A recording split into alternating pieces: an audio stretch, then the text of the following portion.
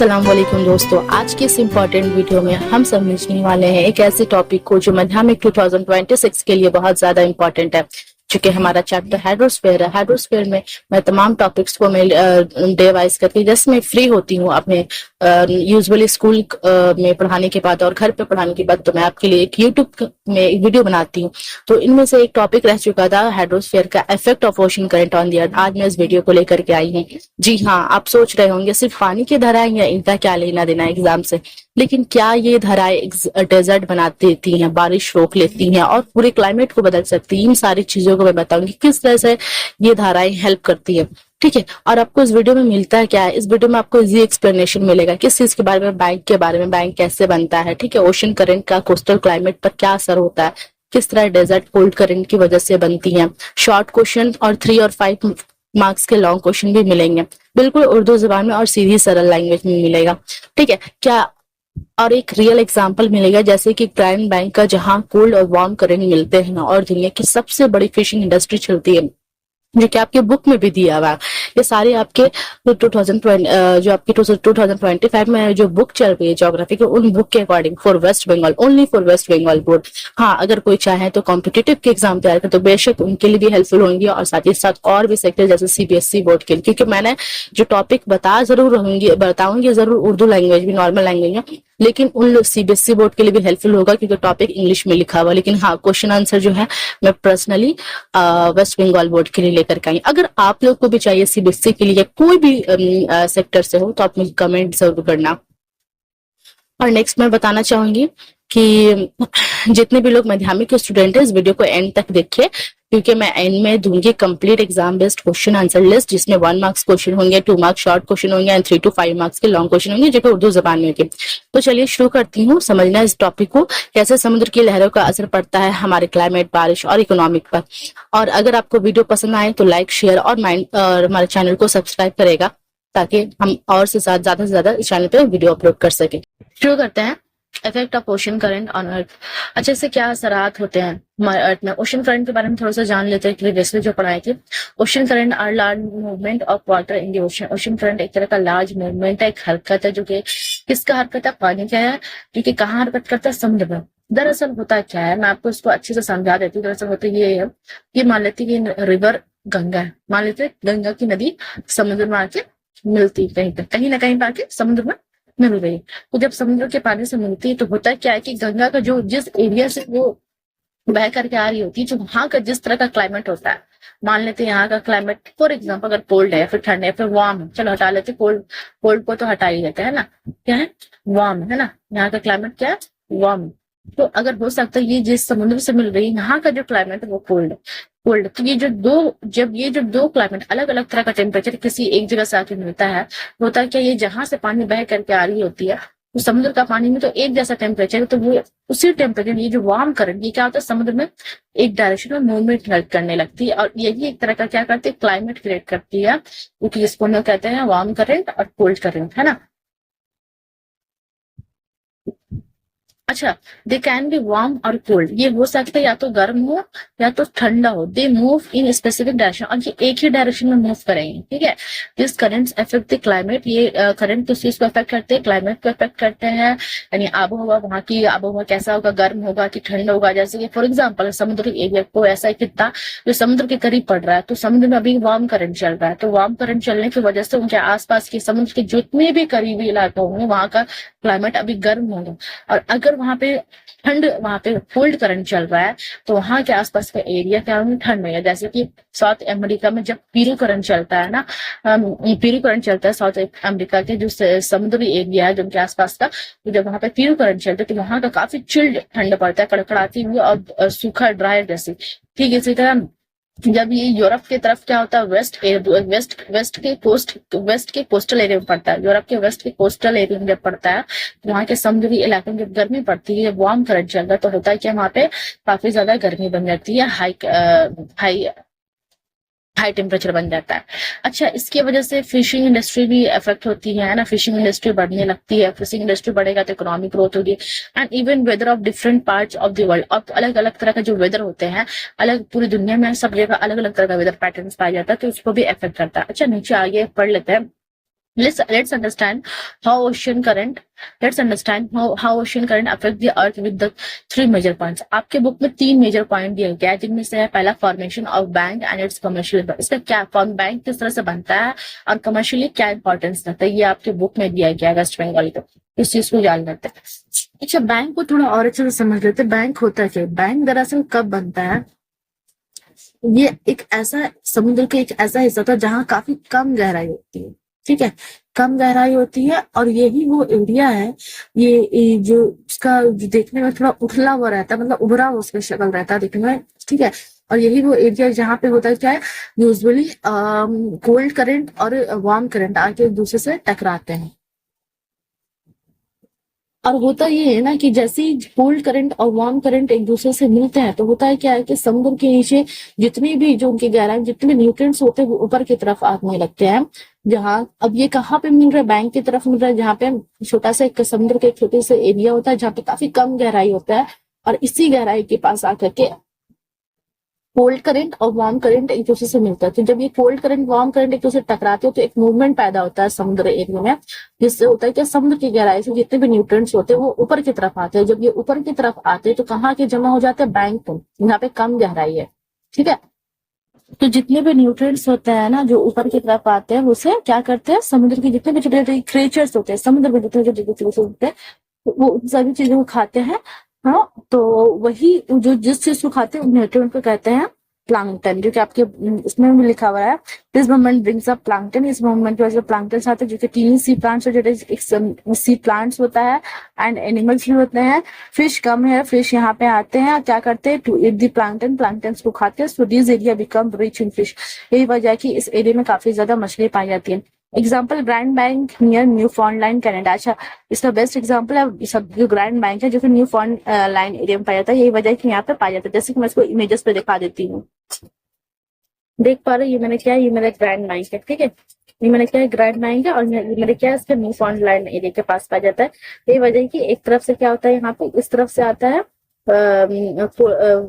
Warm current आता है, फिर इस तरफ से कोल्ड करंट आता है। तो जब ये दूसरे से मिलते हैं तो यहाँ पे समुद्र की जो मूवमेंट पैदा होता है, ये समुद्र की गहराई से क्या होता है, अलग अलग टीनी पार्ट्स आते हैं मछली को, जिसकी वजह से क्या होता है कि प्लांकटन्स आते हैं। प्लांकटन्स न्यूट्रिएंट्स में यहाँ पे काफी मिकदार में पाई जाती है, भारी मिकदार में, जिसकी वजह से अलग अलग मछली प्रकार की इस तरफ आते हैं खाने के लिए।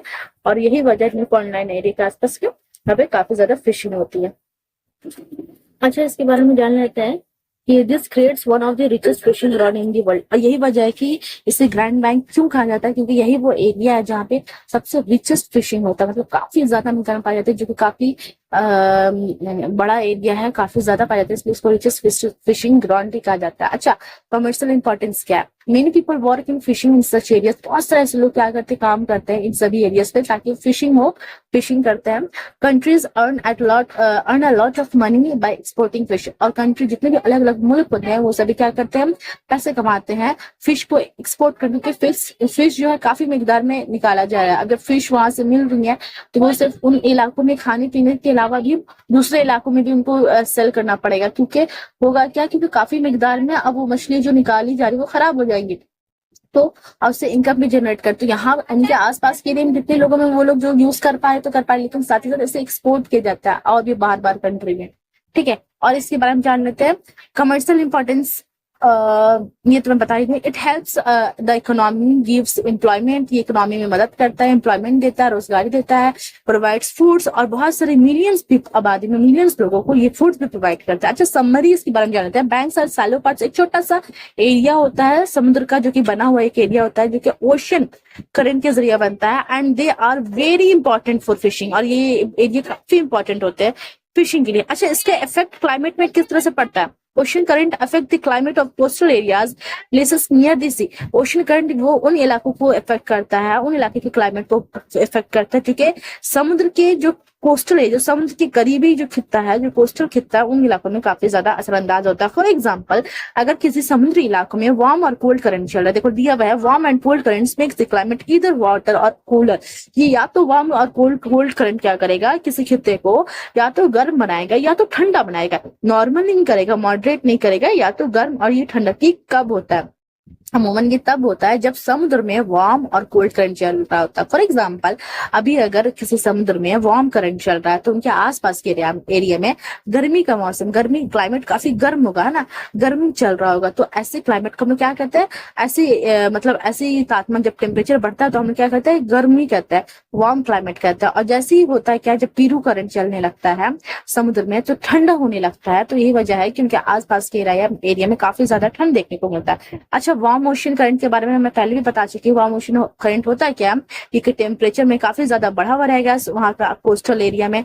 और इसका एग्जांपल नॉर्थ अटलांटिक ड्रिफ्ट है। नॉर्थ अटलांटिक एक तरह का ड्रिफ्ट है जो कि क्या करता है, वार्म करता है द वेस्ट कोस्ट, जो समुद्र में चलती है, जो कि वेस्ट कोस्ट, यूरोप का वेस्ट हिस्सा में जो कोस्टल एरिया है उन हिस्सों में काफी ज्यादा ये गर्मी फैलाती है, जैसे कि यूके और नॉर्वे हो गया। अच्छा, even though this place are the near, हालांकि ये जो यूके और नॉर्वे है ये आर्कटिक सर्किल से काफी करीब आता है। अच्छा, हम लोग पढ़े हैं अंटार्कटिका और आर्कटिक सर्किल पढ़ चुके हैं, आप लोग जानते हो कि क्या होता है। ये हमारा सबसे आखिरी लेयर होता है हमारा अर्थ का, जैसे इक्वेटर होता है, फिर उसका टॉररेट जोन होता है, फिर ट्रॉपिक ऑफ कैंसर होता है, एंड देन फिर क्या होता है, ये उसके बाद क्या होता है, मॉडरेट टेम्परेचर क्लाइमेट होता है जहाँ पे मॉडरेट जोन पाया जाता है। उसके बाद आर्कटिक सर्कल जहाँ पे काफी ठंडा इलाका होता है। तो वहां से वो सबसे करीब होता है, उसके बावजूद क्या बोला जाए, यहाँ पे ठंडा उतना नहीं होता, बहुत कम ठंड लगता है। क्यों कम लगता है, क्योंकि उनके पास में जो समुद्री है, जो उनके किनारे में जो समुद्र पाया जाता है उन क्षेत्रों में, उन वहां पे गर्म यानी नॉर्थ अटलांटिक ड्रिफ्ट करंट चल रहा होता है, जिसकी वजह से वहां पे गर्मी की शदीद होने की वजह से ठंड का ज्यादा एहसास नहीं होता। अच्छा, कोल्ड ओशन करंट के बारे में जान लेते हैं। They cool down the coastal area, ठंड करता है कोस्टल एरिया में।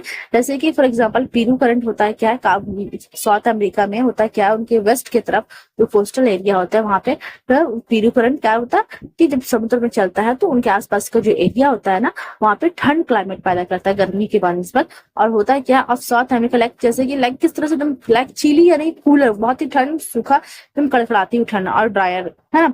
इन्फ्लुएंस ऑन रेनफॉल, ये साथ ही साथ रेनफॉल को भी इन्फ्लुएंस करता है। वार्म करंट इंक्रीज एवापोरेशन, हम लोग जानते हैं जैसे जैसे गर्मी बढ़ती है तो एवापोरेशन होता है, लीडिंग द मोर। जब एवापोरेशन होता है तो हवा के साथ मिल करके ये ऊपर में जाती है। देन एक टाइम आता है जब ये दूसरे से टकराते हैं बादल, तो बादल का फटना कहलाता है ना, और फिर उसके बाद वहां से बारिश होती है। अच्छा, cold current reduce in evaporation, अच्छा जब कोल्ड करंट चलता है तो एवापोरेशन कम होता है, जिसकी वजह से बारिश एकदम ना के बराबर होता है, सूखा होता है, सूखा वाला एरिया पैदा होता है, लीडिंग टू ड्राई कंडीशन, सूखा वाला एरिया पैदा होता है, जैसे कि desert near the coast, coastal area में डेजर्ट पाया जाता है, जो कि हम लोग याद रखना, कोल्ड भी डेजर्ट होता है, वार्म भी डेजर्ट होता है। मतलब एक ऐसा डेजर्ट जहाँ पे काफी गर्मी पाई जाती है, और कहीं कहीं पे ऐसी डेजर्ट होती है जहाँ पे ठंड का एहसास होता है, लेकिन वो काफी ड्राई वाला एरिया होता है। अच्छा, example Atacama desert in South America like next to cold current. Atacama एक डेजर्ट है जो कि साउथ अमेरिका में पाया जाता है, जो कि लाइज करता है नेक्स्ट टू कोल्ड करंट, जहाँ पे कोल्ड करंट बह रहा होता है। So it gets very little, इसीलिए यहाँ पे होती है बारिश बहुत कम होती है। अच्छा, समरी जान लेते हैं। Ocean current can make a place warmer और कूलर। ओशन करंट क्या करता है, या तो किसी एरिया को खिता को या तो गर्म बनाएगा या तो ठंडा बनाएगा, एंड वेटर और या तो भीगा हुआ बनाएगा या तो सूखा बनाएगा। ओशन करंट की वजह से अगर गर्म रहेगा तो भीगा हुआ वो इलाका बनाएगा, और अगर सर्दी हवा चल रही होगी तो वो सूखा एरिया बनेगा। Depending on whether the current is warm और कोल्ड, ये किस पे रेफर करता है, वेदर, वहां का जो, या तो वहां का जो करंट जो है वो या तो गर्म है या तो ठंडा। अच्छा, इस तरह से क्या इफेक्ट होता है क्लाइमेट जब बदलता है तो ocean current play a big role in the earth climate system. Ocean current जो काफी बड़ा रोल अदा करता है अर्थ का क्लाइमेट किस तरह से है, जो सिस्टम चल रहा है। They move heat from the equator, ये क्या होते हैं, ओशन ये मूव, वहां से जब हरकत करते हैं तो वहां से हीट लेते हैं from the equator to the poles and help balance. ये क्या करते हैं, गर्मी जो हीट जो गर्मी होती है, समुद्री रोएं होती है, वहां से इक्वेटर की तरफ से गर्म हवा, गर्म रो लेकर के ये इक्वेटर की तरफ, इक्वेटर से पोल की तरफ जाती है, और होता है क्या, ये टेम्परेचर को बैलेंस करती है ना। And balance the earth temperature, इस तरह से क्या होता है, बैलेंस होता है। जहाँ पे काफी ज्यादा ठंड होता है, जब ये गर्म रो जाती है तो वहां पे ठंड को कम कर दिया जाता है ना, इस तरह से ये होता है। अच्छा, how current affects the global climate. Warm currents move warm water. अच्छा, जैसे वार्म करेंट्स मूव होने होता है तो होता है क्या, ये मूव वार्म वाटर, ये क्या करती है, गर्म पानी को मूव करने लगती है फ्रॉम द इक्वेटर, इक्वेटर से लेकर के पोल्ड एरियाज की तरफ जाती है। Cold current bring cool water, जैसे कोल्ड करंट क्या होती है, ये ठंडे पानी लेकर के फ्रॉम द पोल्स। अच्छा, यहाँ पे एक चीज समझ लो, ये कैसे अफेक्ट करता है ग्लोबल क्लाइमेट, पूरी दुनिया को। तो होता ये है कि गर्म जो रोई होती है वो जब इक्वेटर से चलती है तो इक्वेटर से जो समुद्र एरिया वहां से लेकर के वो कहाँ तक जाती है, तो पोल की तरफ जाती है। तो ये क्या कर रही है, वहां के ओवरऑल क्लाइमेट को बैलेंस कर रही है। जहाँ पे ठंड काफी पड़ रहा होगा तो वहां पे गर्म जब जा रही होगी तो वहां के आसपास के एरिया हल्का सा गर्मी पड़ेगी, हल्का सा गर्म का एहसास होगा, हल्का बहुत ज्यादा नहीं, मतलब एटलीस्ट जो बहुत ज्यादा जो ठंड पड़ रहा है उसकी ठंड की कमी है देखी। और जहाँ पे कोल्ड करंट, जहां से कोल्ड करंट आ रहा है ना ब्रिंग, जहां से कोल्ड करंट ब्रिंग कर रहा है, तो जहां पे काफी ज्यादा गर्म इलाका है ना, जब पोल से जब इक्वेटर की तरफ या जहां पे गर्म वाला इलाका जहां सन की रोशनी डायरेक्टली पड़ती है, तो जब पोल से जब वहां से गर्म सर्द हवाएं, जब सर्द रोएं जब वहां से बह करके जब आती हैं तो उन इलाकों में जहां गर्मी काफी ज्यादा बढ़ी तो गर्मी को थोड़ा सा कम कर देता है, तापमान को बैलेंस कर देता है, क्लाइमेट वहां पे बैलेंस हो जाती है। This help to distribute heat evenly around world. यही वजह है कि जिसकी वजह से हम देखते हैं कि हर जगह पे अलग अलग तरह से हीट को डिस्ट्रीब्यूट किया जाता है, कहीं बहुत ज्यादा ना कर दिया जाता है, ना कहीं पे बहुत ज्यादा कम, क्योंकि बहुत ज्यादा हो जाएगा तो गर्मी ऐसी हो जाएगी कि इंसान रहने के लिए जगह नहीं बचेगा, ना इंसान ना जानवरों के लिए वो रह नहीं सकेंगे, और साथ ही साथ जब ठंड बहुत ज्यादा बढ़ जाएगी तो इंसान के लिए भी वो कैपेबल नहीं होगी वो जगह रहने के लिए, साथ ही साथ प्लांट्स हो चाहे एनिमल्स हो। आई होप कि आपको यहाँ तक समझ में आया। अच्छा, क्लाइमेट चेंज का कनेक्शन के बारे में जान लेते हैं। Due to global warming ice at the poles is melting. होता क्या है कि ग्लोबल वार्मिंग यानी गर्मी के बढ़ने की वजह से क्या हो रहा है कि जो पोल्स का एरिया है वहां पे काफी ज्यादा बर्फीली खित्ता मेल्ट हो रहा है। This adds fresh water to the ocean. अब ये जो मेल्ट होने की वजह से क्या होता है, हम लोग पानी कहाँ से पीते हैं, ग्लेशियर से पीते हैं। अब जब ग्लेशियर पिघल जाएंगे तो वो फ्रेश वाटर क्या हो जाएंगे, समुद्र से मिल जाएंगे, विच कैन स्लो डाउन और चेंज ओशन करनी। यही वजह है कि जिसकी वजह से क्या होता है धीरे धीरे ये क्या हो रहा है, स्लो, जिसको क्या किया जा सकता है, इसको धीरे किया जा सकता है और ओशन और चेंज ओशन करंट, और ओशन करंट को बदला जा सकता है ना। अब जैसे कि फॉर एग्जांपल गर्मी बढ़ी हुई, ठीक है, किसी खित्ते में गर्मी बढ़ रही है, ठीक है, किसी खित्ते में गर्मी बढ़ रही है। अब अगर ओशन का जहाँ पे समुद्र में जहाँ पे बर्फ या ग्लेशियर पाया जाता है, अब वहां पे गर्मी नहीं मिलेगी तो कैसे पिघलेगा। तो जब ये वार्म करंट जब जाते हैं उन तक, तो वहां पे जो काफी ज्यादा जो गर्म जो काफी ज्यादा ठंड जो बढ़ा हुआ तापमान उसको कम करने लगता है और फिर आइस मेल्ट पिघलने लगते हैं।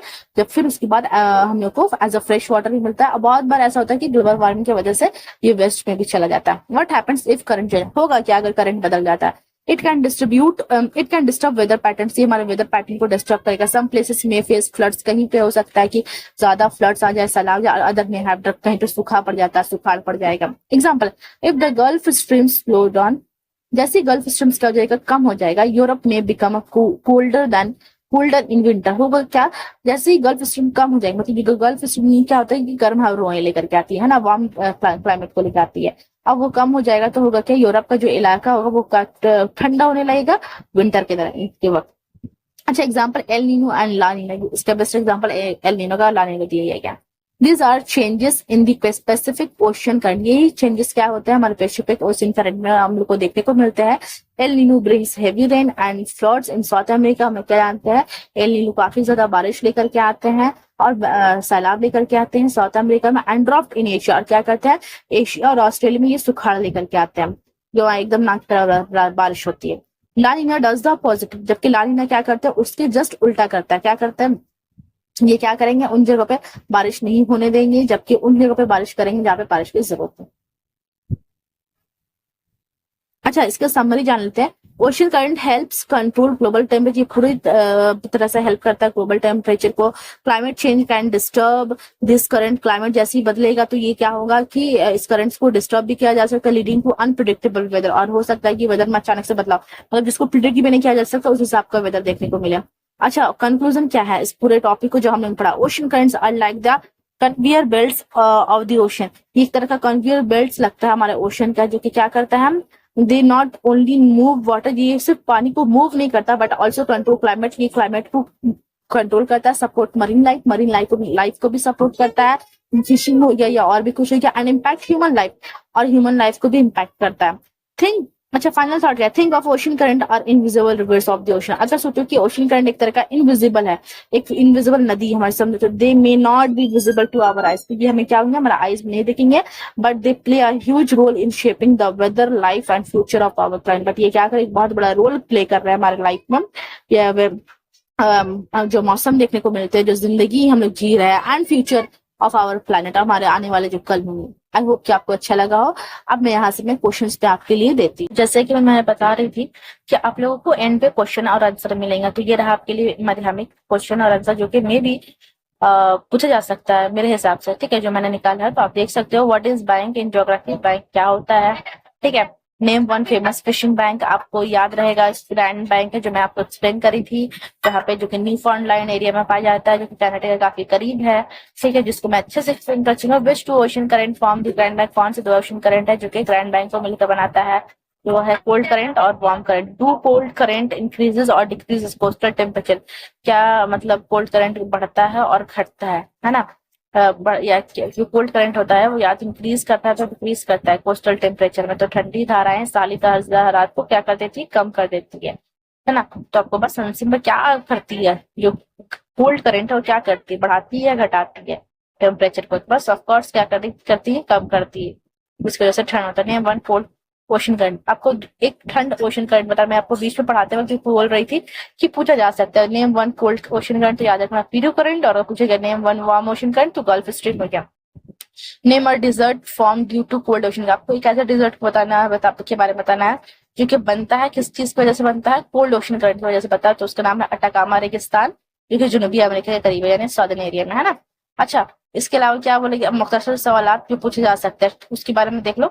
How do warm ocean current affect the coastal climate, कैसे कोस्टल क्लाइमेट एरिया को कैसे वार्म अफेक्ट कर सकते हैं। तो गर्म समुद्री धाराएं साहली इलाकों को गर्म बनाती है और वहां ज्यादा बारिश होती है ना। ये सारी चीजें मैं आपको बता चुकी कि किस तरह से किसी कोस्टल क्लाइमेट को कैसे वार्म अफेक्ट करता है ना, तो मैं आपको इससे पहले ये समझा चुकी हूँ। Wise grand bank reaching fish, क्यों ग्रैंड बैंक भी रिच होता है, जब गर्म और रोए सर्द रोए मिलती हैं तो समुद्र की गहराई से एक अलग न्यूट्रिएंट्स, जो जितने भी न्यूट्रिएंट्स होती हैं वो बैंक की तरफ आके जमा हो जाती है और फिश क्या करती है उसे खाते हैं, तो फिश की वजह से फिशिंग भी बहुत अच्छा होती है वहां से। How do cold current affect rainfall, किस तरह से कोल्ड करंट रेनफॉल को अफेक्ट करता है ना। मैं बता चुकी कि कोल्ड करंट की वजह से वहाँ पे सूखा इलाका बन जाता है, क्योंकि वहाँ पे गर्मी होती नहीं है, तो गर्मी की वजह से एवापोरेशन होता है और एवापोरेशन की वजह से बाद में बारिश होती है। अब जब एवापोरेशन ही नहीं हो पाएगी तो वहाँ पे सूखा इलाका बनेगा, ठीक है, इस चीज को याद रखिएगा। अच्छा, explain how ocean current affect coastal climate with example, आप लॉन्ग क्वेश्चन में क्या पूछा जा सकता है, ठीक है, 3 से 5 नंबर के सवाल के लिए। तो ओशन करंट कैसे अफेक्ट करता है कोस्टल क्लाइमेट विद एग्जांपल, तो याद रखिएगा समुद्री धाराएं साली इलाकों के मौसम पर गहरा असर डालती है, गर्म धाराएं जैसे कि गल्फ स्ट्रीम। अच्छा, आप इसको और अच्छे से एक्सप्लेन कर सकते हैं, ये थोड़ा कम में है, मतलब ज्यादा डिस्क्रिप्टिव नहीं लिखा गया, इसको थोड़ा सा और डिस्क्रिप्टिव वे में आप लिख सकते हैं, जैसे कि मैं पिछले टॉपिक में बता चुकी है। व्हाट इज बैंक, बैंक क्या है, इसे मैं इंग्लिश में बता चुकी क्या है, एंड कैसे बनता है। मैंने जितना भी मैं आपको भी इस टॉपिक पे जितनी भी चीजें बताई, ये सभी क्वेश्चन का आंसर आपको यहीं पे मिल जाएगा। बस सिंपल वे में मैं जो समझाती गई आप उसे अपने जबान में से ट्रांसलेट करते चले, जैसे कि फॉर एग्जांपल कि क्लाइमेट किस तरह से मतलब क्लाइमेट पे इफेक्ट डालता है ना किसी भी कोस्टल एरिया को, तो इफेक्ट ऑफ कोस्टल क्लाइमेट, यहाँ से आप उस चीज को डिटेल में समझाएंगे, उस चीज को आप लाइन बाय लाइन लिखते चल जाओ। और फिर इसके बाद अच्छा कैसे बनता है ना, हाँ ये सवाल देखो बैंक कैसे बनता है, इसके बनने के बाद इसकी क्या कमर्शियल इंपॉर्टेंस, इन सब चीजों को क्या करो आप लाइन वाइज लिखते चल जाओ।